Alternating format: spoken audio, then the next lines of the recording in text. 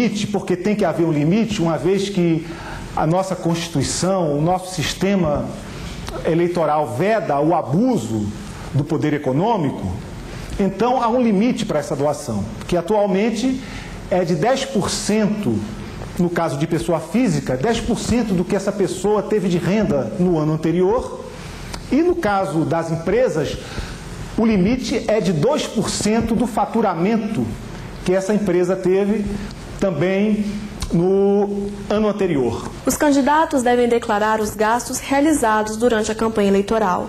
São os comitês financeiros os responsáveis por essa prestação de contas, que devem ser acompanhadas de extratos bancários. A Justiça Eleitoral fiscaliza a regularidade dos dados e sua decisão deve ser publicada até 8 dias antes da diplomação dos eleitos. Em caso de irregularidade, a Justiça pode requisitar as informações necessárias para sanar as falhas. Quando há sobra de recursos, esse valor deve ser declarado na prestação de contas e transferido ao partido. Em caso de coligação, esse dinheiro é dividido entre os partidos envolvidos. Entidades e empresas que realizam testes e pesquisas pré-eleitorais são obrigadas a registrá-las na Justiça Eleitoral. São exigidas informações de quem contratou a pesquisa, o valor e origem dos recursos despendidos, a metodologia e o período de realização da pesquisa, além do plano amostral, do sistema de controle, do questionário completo e o nome de quem pagou pelo trabalho. A Justiça Eleitoral coloca os dados à disposição dos partidos. A divulgação de pesquisas sem registro prévio sujeita os responsáveis à pena de multa.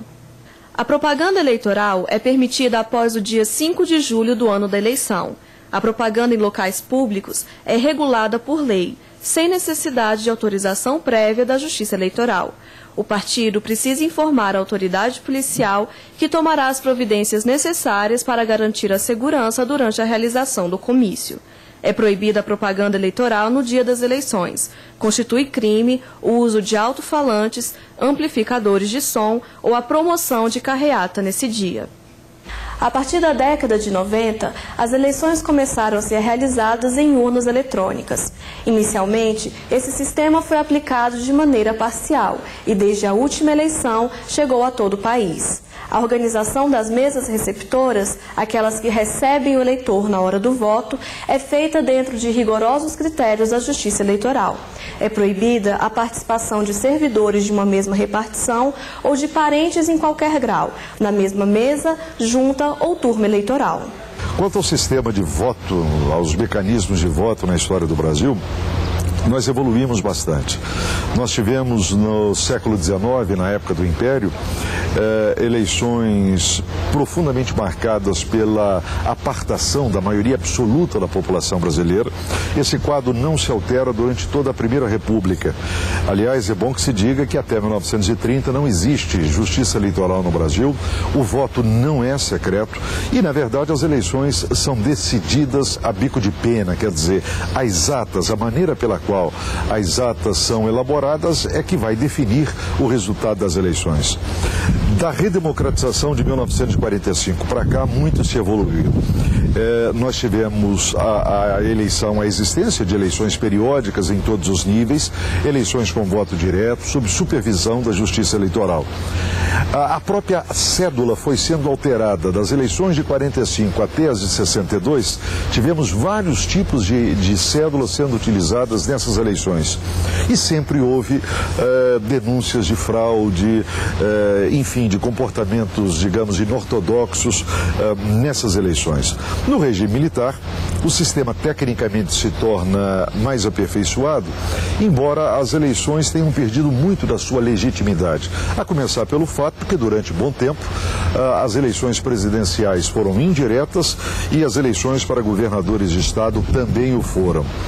A partir da nova redemocratização e, sobretudo, com a Constituição de 88, o sistema eleitoral brasileiro se expande. Esse é um fenômeno interessantíssimo. O Brasil é hoje, sob o ponto de vista quantitativo, novo, uma das maiores democracias do mundo, mas, sobretudo, os mecanismos, os procedimentos pelos quais as eleições se dão também vão evoluindo. Nesse sentido, o voto eletrônico me parece um avanço extraordinário. Não por acaso o Brasil é uma referência internacional quando se fala nesse tipo de mecanismo. Alguns técnicos questionam a possibilidade, enfim, de que haja algum tipo de tramóia, algum tipo de fraude nesse sistema. Não vou entrar no mérito, mas lembro que nós nunca tivemos algo tão perfeito, tão maduro, no sentido de corresponder fielmente ao ponto de vista do eleitor, ao desejo do eleitor, do que a urna eletrônica.